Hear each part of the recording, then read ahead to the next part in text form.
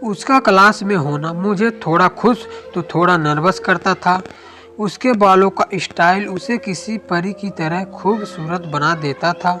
मैं भी उसी वक्त स्कूल पहुंचने की कोशिश करता था जब वो स्कूल में मोड़ से स्कूल तक पैदल जा रही थी। हमने कई साल साथ में पढ़ाई की, लेकिन मैं उसे अपने दिल की बात नहीं कह पाया। स्कूल के आखिरी साल में मैंने हिम्मत करके उसे अपने दिल की बात बता दी। उसने कहा, अभी पढ़ाई ज़्यादा ज़रूरी है, काबिल बन जाओ तब तुम्हारे आई लव यू का जवाब दूंगी। मैं भी पढ़ाई में व्यस्त हो गया, लेकिन वो मेरे ख्यालों से कभी दूर नहीं हुई।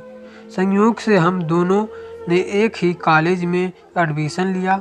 उसने भी मेरे फिर पूछने पर मुझे आई लव यू टू कहा, लेकिन साथ ही एक वादा ले लिया कि फिलहाल हम दोनों अपना ध्यान पढ़ाई पर ही लगाएंगे। लेकिन कुछ समय के बाद उसे भी मेरा साथ पसंद आने लगा। घंटों फोन पर बातें करना, बाइक पर लॉन्ग ड्राइव पर निकल जाना, मेरे लिए तरह तरह की चीज़ें बनाकर लाना। ऐसा लगता था कि प्यार का खुमार मुझसे ज़्यादा उस पर छा गया था। ढेरों वादे और सैकड़ों सपने जिंदगी को अलग ही आयाम दे रहे थे। हर दिन हम दोनों का एक दूसरे से मिलना हमें रूह तक प्यार की खुशबू से महका देता था। उसके रूठने पर मेरा मानना और मेरे रूठने पर उसका मनाना प्यार के बढ़ने का सबूत दे रहा था। देखते देखते कॉलेज के दिन पूरे हो गए। नौकरी निकालने की तैयारी करने के लिए वो दिल्ली चली गई, लेकिन मैं अपने ही शहर में रहकर तैयारी करने लगा। कुछ दिनों बाद उसने मुझसे दूरी बना ली। शायद उसने कोई और मोबाइल नंबर ले लिया। साथ ही सोशल नेटवर्किंग स्टेज से भी मुझसे दूर हो गई। और तभी एक दिन खबर मिली कि उसने एक सरकारी बैंक की नौकरी निकाल ली है। इस खबर के 6 महीने बाद मैंने भी सरकारी नौकरी निकाल ली और फिर मैंने कोशिश की उससे कांटेक्ट करने की। बड़ी मुश्किल से उसकी एक सहेली से मुझे उसका नंबर मिला। मैंने उसे कॉल किया और पूछा कि अचानक वो मुझसे इतनी दूर क्यों चली गई। उसने कहा, भूल जाओ मुझे, मैं तुम्हें भूलकर आगे बढ़ चुकी हूँ।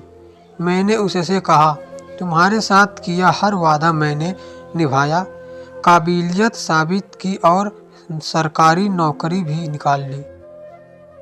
लेकिन तुम्हें किस बात की जल्दी थी? तुम इतनी जल्दी इतनी ज़्यादा कैसे बदल सकती हो? ना कास्ट की प्रॉब्लम, ना हम दोनों का परिवार हमारी शादी को रोकेगा। फिर तुम मुझे कैसे छोड़कर जा सकती हो? उसने कहा, मुझे दिल्ली आकर तुमसे भी ज़्यादा प्यार करने वाला शख्स मिल गया, जो मेरी ज़िंदगी को रॉयल बना देगा। मुझे वो सब देगा जो तुम मुझे नहीं दे सकते हो। तुम भी कोई अच्छी सी लड़की देखकर शादी कर लो। मुझे याद करके रोना बेवकूफ़ी है। मैं हैरान था, परेशान था। कोई इतने सच्चे प्यार को कैसे ठुकरा सकता है, और वो भी बिना किसी गलती के। कोई किसी को कैसे ऐसा जख्म दे सकता है। अब उसके बिना मुझे जीवन गुजारना है, एक नई शुरुआत करनी है। उसकी बातें अब दिल में चुभती हैं। देखता हूँ अब जिंदगी कौन से रंग दिखाती है।